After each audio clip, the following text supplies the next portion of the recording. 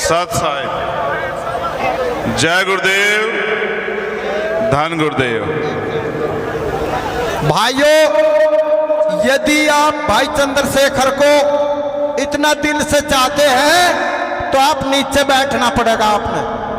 ये मेरी विनती है आप सभी से, आप नीचे बैठें। यही आप भाई का सम्मान होगा आपके दिल में जो आप नीचे बैठेंगे। इन्हें भी बिठाने के? सबने बिठाना है। इस वालों को भी? मैं बिठवा दूंगा। आप बोल लो जी। ये जो इस लाइन में है ना, ये संतों का और व्यवस्था के जो हमारे जिम्मेदार हैं उनका आदेश है कि आप लोग बैठ जाओ।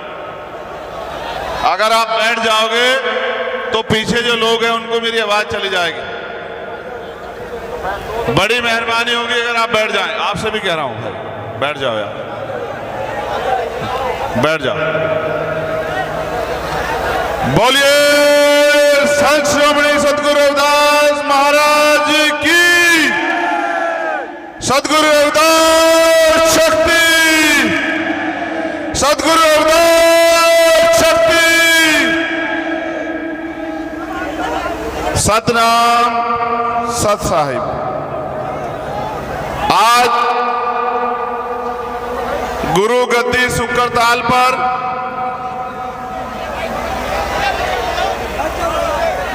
महात्मा ज्ञान भिक्षुदास जी की 64वीं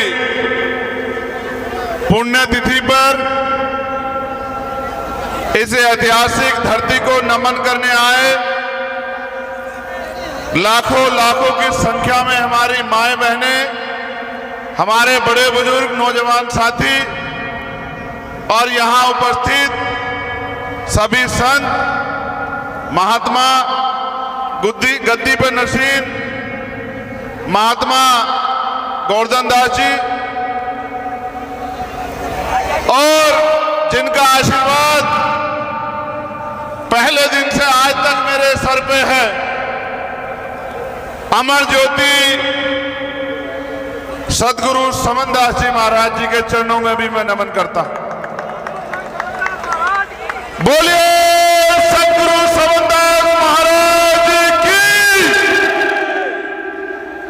उनके साथ साथ जिस धरती पर आप बैठे हैं, जिनके नेतृत्व में ये खरीदी गई, मास्टर हरिकिशन जी के चरणों में भी मैं नमन करता हूं। आज वो इस दुनिया में नहीं। आज हम यहां शांति से बैठे हैं, लेकिन इसको तैयार करने में बहुत बड़ा योगदान है। और जितने भी रविदासिया धर्म के इस मिशन को आगे बढ़ाने वाले हमारे संत, गुरु और गुरु प्रेमी, गुरुमुखी जितने यहां, मैं उनको भी धन्यवाद देता हूं, उनके पर चरणों में भी नमन करता हूं। सम्मानित इस सत्संग में उपस्थित कई प्रदेशों से आए सतगुरु जी के प्यारे, संगत में बैठे सत्संगियों, मैं चंद्रशेखर आजाद, ये सच है कि आप लोगों ने अपने आशीर्वाद से मुझे एमपी बनाया, लेकिन मैं समाज का बेटा ही हूं, समाज का बच्चा ही हूं और जब तक जीऊंगा समाज का बेटा और बच्चा ही रहूंगा। मेरी बात को आप याद रखना।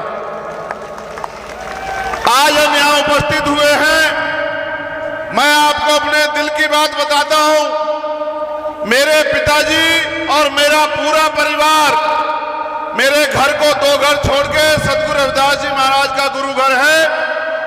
मैंने उनके अलावा किसी दर पे मत्था नहीं टेका पूरी जिंदगी।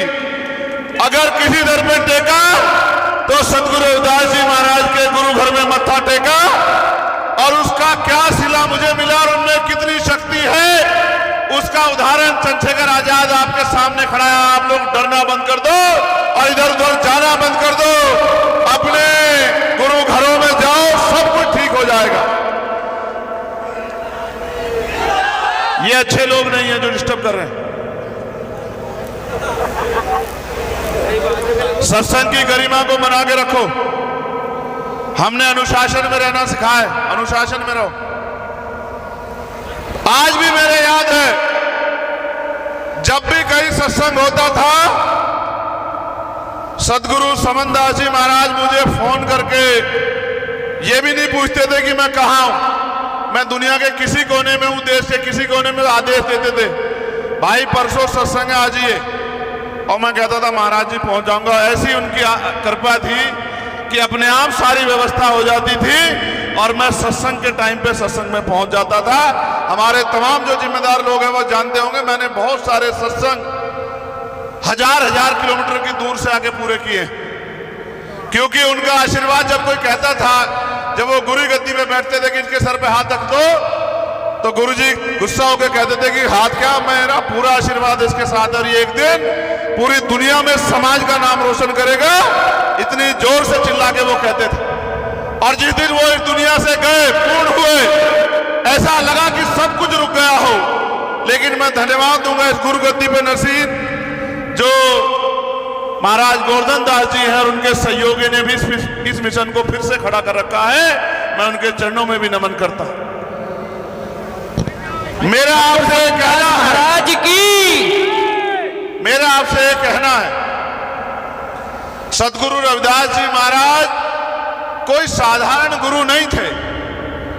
उन्होंने जो कहा दुनिया में उसकी कोई तोड़ नहीं है। 600 साल पहले वो जो कह के गए, जो दर्शन उन्होंने दिया, विरोधियों ने उस दर्शन को दुनिया के बीच जाने नहीं दिया।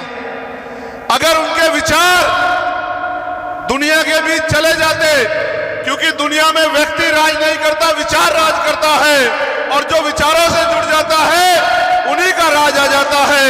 जब तमाम तरफ राजा महाराजा राज करते थे, 600 साल पहले उन्होंने ऐसा चाहूं राज में जहां मिले सबन्नु अन्न और छोटे बड़े सब संबसे, रविदास रहे प्रसन्न।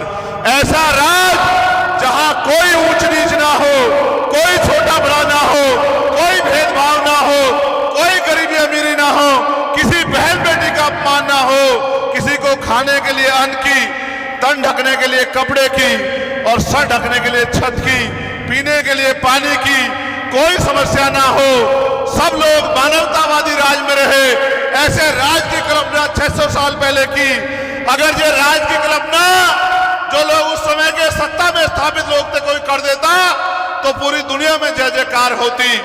लेकिन हमारे गुरुजी को और उनके विचार दर्शन को बहुत लंबे समय तक रोकने का प्रयास किया गया।